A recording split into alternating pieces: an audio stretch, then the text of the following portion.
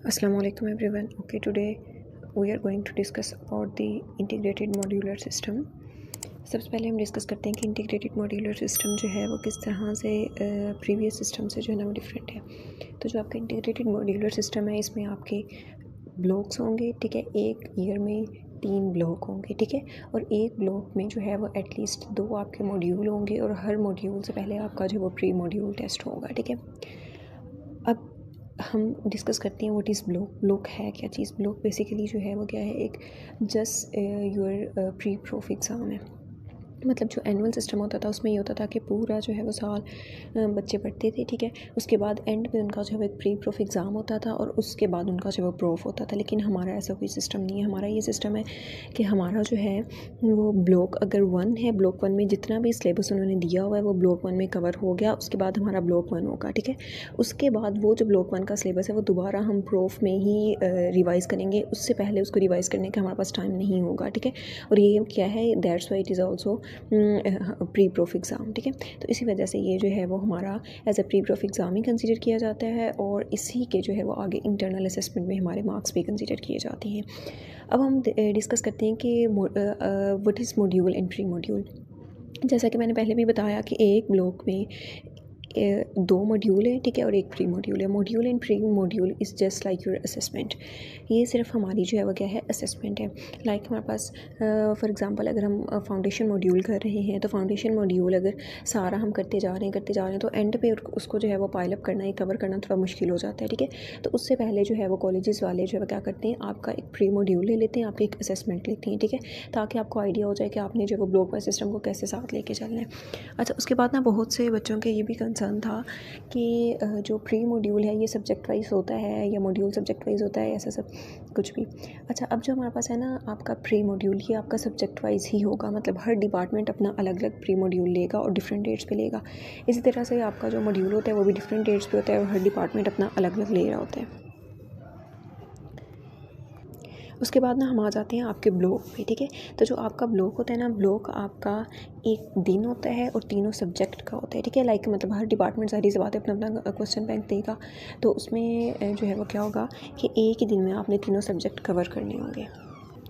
Like मतलब एक ही जो है वो एक ही पेपर पे भी आपके 3 सब्जेक्ट के क्वेश्चन हो सकते हैं या फिर अलग शीट्स पे भी हो सकते हैं, वो डिपेंड करते हैं ना आपके कॉलेज वालों पे। लेकिन उस टाइम में बैठ के आपने फिजियो का पेपर भी करना होगा, बायोकेम का भी करना होगा और एनाटमी का भी करना होगा। अच्छा, अब इसके ना स्पेसिफिक क्वेश्चंस होते हैं। लाइक अगर ब्लॉक 1 है ना, तो ब्लॉक 1 में अगर एनाटमी की रेशियो ज़्यादा है तो एनाटमी के क्वेश्चन ज़्यादा होंगे, फिर फिजियो के होंगे, फिर बायोकेम के होंगे, ठीक है, इस तरह से। तो अब ये जो है ना, आप जिस भी यूनी या फिर कॉलेज के अंडर है ना, उन्होंने अपनी वेबसाइट के ऊपर सारा वो टॉस एक दिया हुआ, एक पूरा सिलेबस है, उसी पीडीएफ में ना टॉस भी है नीचे। तो वो आप टॉस देखें तो आपको आइडिया हो जाएगा कि ब्लॉक 1 में कितने क्वेश्चन एनाटमी से आने हैं, कितने बायोकेम से आने हैं और कितने जो है ना वो फिजियोलॉजी से आने हैं, ठीक है। तो वो हमारा सारा उससे कवर हो जाता है और उसी जो है वो टॉस के अकॉर्डिंग जो है ना वो कॉलेज वाले भी अपना बनाते हैं सारा, जो भी उन्होंने मॉड्यूल का बनाने हैं वो सारा, ठीक है। प्री मॉड्यूल और मॉड्यूल जो है उसका कोई टॉस नहीं है, ठीक है। तो वो कॉलेज वाले अपने कोई ओएसपी वाइवा ले रहे होते हैं, कोई रिटर्न ले रहे होते हैं, इस तरह से। लेकिन वो जो हमारा ब्लॉक है वो आपके टॉस के अकॉर्डिंग ही होगा, ओके। अब हम आते हैं कि परसेंटेज कितनी है आपके ब्लॉक के इंटरनल असेसमेंट में।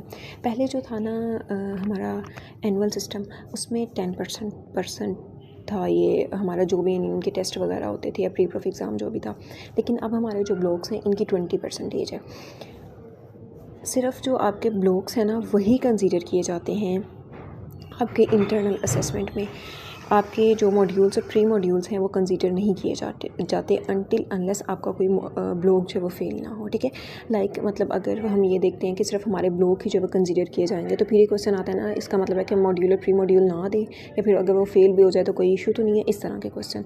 तो आपने वो कोशिश करनी है कि आपके वो पास ही हों। पास क्यों हो? क्योंकि अगर फॉर एग्जाम्पल आपका कोई हेल्थ इशू हो जाता है या कोई भी आपका इशू हो गया, उसकी वजह से आपका ब्लॉक फेल हो गया, ठीक है, अल्लाह ना करे अगर हो जाता है कभी, तो फिर टीचर्स जो हैं ये कॉलेज वाले जब आपका इंटरनल असेसमेंट आपकी बनाते हैं ना, तो वो देखते हैं कि बच्चे की परसेंटेज कितनी है, मतलब उसकी अटेंडेंस कितनी है। उसके अलावा वो देखते हैं कि उसका मॉड्यूल और प्री मॉड्यूल पास है या नहीं है, ठीक है। अगर आपकी अटेंडेंस अच्छी होगी और इसके अलावा आपका मॉड्यूल और प्री मॉड्यूल भी पास होगा तो भी टीचर समझ आते हैं कि ब्लॉक में बच्चे के साथ कोई मसला हो गया इस तरह से कोई भी इशू है, ठीक है। तो वो आपकी जो इंटरनल असेसमेंट फिर 15% से अबव ही जाती है मोस्टली कॉलेजेस में, ठीक है। तो ये आपने थोड़ा करना है कि आपने अपने सारे जितने भी टेस्ट हैं वो देने ज़रूर हैं, ठीक है, और कोशिश करनी है कि वो पास भी हों, ठीक है, इनके अच्छे से पढ़ के देने। और आप टेस्ट टू टेस्ट भी पढ़ते हो ना, तो वो भी आपके लिए बहुत बेनिफिशियल हो जाता है। ओके, अब हम बात करते हैं कि हमने जो है ना वो ये ब्लॉक में कौन से सब्जेक्ट्स पढ़ने हैं। तो जो आपने सब्जेक्ट एक ब्लॉक में कवर करने हैं उसमें आपकी एनाटमी है, आपकी फिजियोलॉजी है, आपकी बायोकेम है और साथ में माइनर्स भी हैं, ठीक है। माइनर्स में आपकी पैथो है, आपकी बिहेवियरल साइंसेज हैं, आपका सीमेट है, उसके अलावा आपकी पल्स होगा, ठीक है, और आपका फार्मा होगा, ठीक है। ये सारे माइनर्स के आपके सब्जेक्ट हैं जो आपने कवर करने हैं, ठीक है।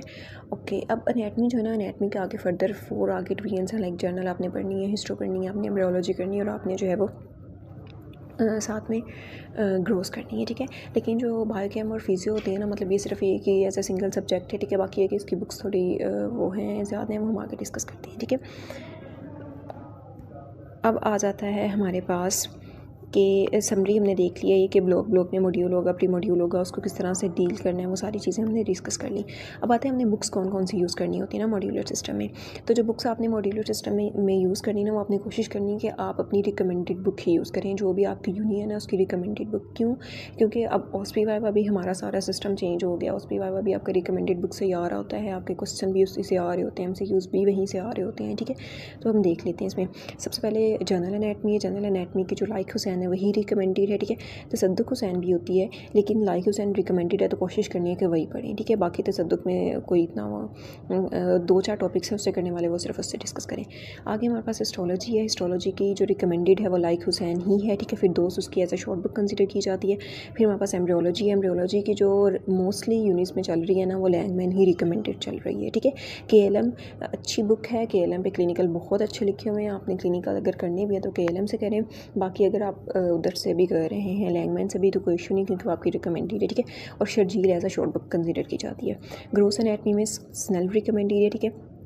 और इसके अलावा जो बुक्स हैं वो BD चौरासी और KLM है, ठीक है। KLM बहुत अच्छी KLM में बहुत अच्छा लिखा हुआ है, ठीक है। BD पे भी अच्छा लिखा हुआ है, मतलब पॉइंट्स की फॉर्म में। लेकिन जो स्नेल है ना, स्नेल पे प्रिसाइज लिखा हुआ है, ठीक है। तो अब ये रिकमेंडेड क्यों बना दी गई है, ये तो मतलब अब वही बताएंगे UHS वाले या जो भी यूनी वाले हैं, लेकिन ये रिकमेंडेड होनी नहीं चाहिए क्योंकि इस पर बहुत ज़्यादा प्रिसाइज लिखा हुआ है, ठीक है। तो कुछ टॉपिक्स हैं जो बिल्कुल भी इस पर अच्छे नहीं लिखे। तो हमने जो है वो मतलब एक मार्क्स अच्छे लेने, उसके साथ साथ ये नहीं कि हमारे पास अच्छा नॉलेज भी होना चाहिए, अच्छा डॉक्टर भी हमने बनना है। तो उसके लिए आपने BD और KLM को ज़रूर कंसर्न करना है। बाद में उसके बाद आता है जी फिजियोलॉजी। फिजियोलॉजी की जो आपकी रिकमेंडेड है वो गार्टन एंड मुश्ताक है। उसके अलावा आप गेनॉन भी यूज़ कर सकते हैं। इसकी शॉर्ट बुक्स में फिर दोस्त, JP, निम्स ब्लड फिजियोलॉजी के लिए यूज़ करते हैं, ठीक है। और बाद में शेरवुड भी आती है।